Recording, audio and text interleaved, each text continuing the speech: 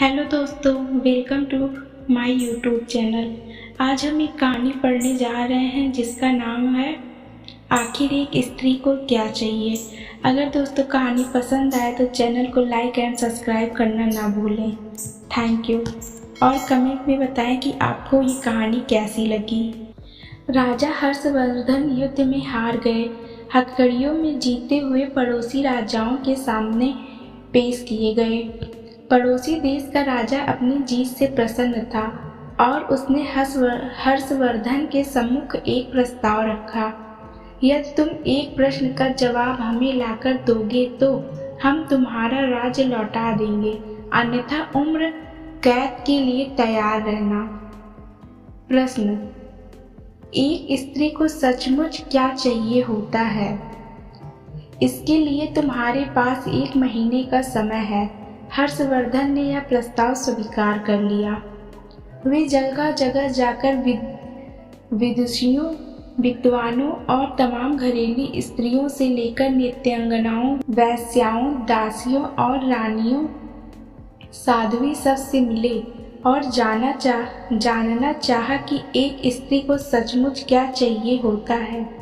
किसी ने सोना, किसी ने चांदी, किसी ने हीरे जवाहरात, किसी ने प्रेम, किसी ने बेटा, पति, पिता और परिवार, तो किसी ने राजपाट और संन्यास की बातें की, मगर हर्षवर्धन को संतोष न हुआ। महीना बीतने को आया और हर्षवर्धन को कोई संतोषजनक जवाब नहीं मिला। किसी ने सुझाया कि दूर देश में एक जादूगरनी रहती है, उसके पास हर चीज का जवाब होता है, शायद उसके पास इस प्रश्न का जवाब हो। हर्षवर्धन अपने मित्र सिद्धराज के साथ जादूगरनी के पास गए और प्रश्न दोहराया। जादूगरनी ने हर्षवर्धन की मित्र की ओर देखते हुए कहा, मैं आपको सही उत्तर बताऊंगी, परंतु इसके एवज में आपके मित्र को मुझसे शादी करनी होगी। जादूगरनी एक बुढ़िया ही थी, बेहद बदसूरत भी थी। उसके बदबूदार पोपले मुंह से एक सड़ा दांत झलका जब उसने अपनी कुटिल मुस्कुराहट वह हर्षवर्धन की ओर फेंकी। हर्षवर्धन ने अपने मित्र को परेशानी में नहीं डालते हुए मना कर दिया।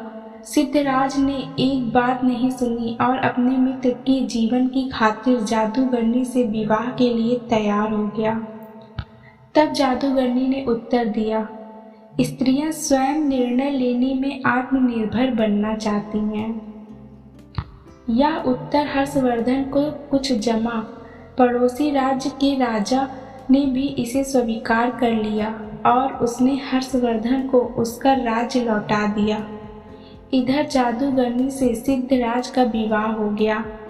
जादूगरनी ने मधुरात्रि को अपने पति से कहा, चूंकि तुम्हारा हृदय पवित्र है और अपने मित्र के लिए तुमने कुर्बानी दी है, अतः मैं 24 घंटे में 12 घंटे को रूपसी के रूप में रहूंगी और बाकी के 12 घंटे मैं अपने सही रूप में। बताओ तुम्हें क्या पसंद है? सिद्धराज ने कहा, प्रिय, यह निर्णय तुम्हें ही लेना है। मैंने तुम्हें पत्नी के रूप में स्वीकार किया है और तुम्हारा हर रूप मुझे पसंद है। जादूगरनी यह सुनने के पश्चात रूपसी बन गई। उसने कहा, चूंकि तुमने निर्णय मुझ पर छोड़ दिया है तो मैं अब तुमसे हमेशा इसी रूप में मिलूंगी। दरअसल मेरा असली रूप ही यही है।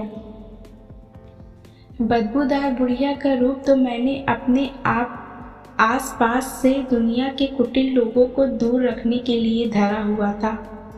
अर्थात सामाजिक व्यवस्था ने औरत को परतंत्र बना दिया है, पर मानसिक रूप से कोई भी महिला परतंत्र नहीं है।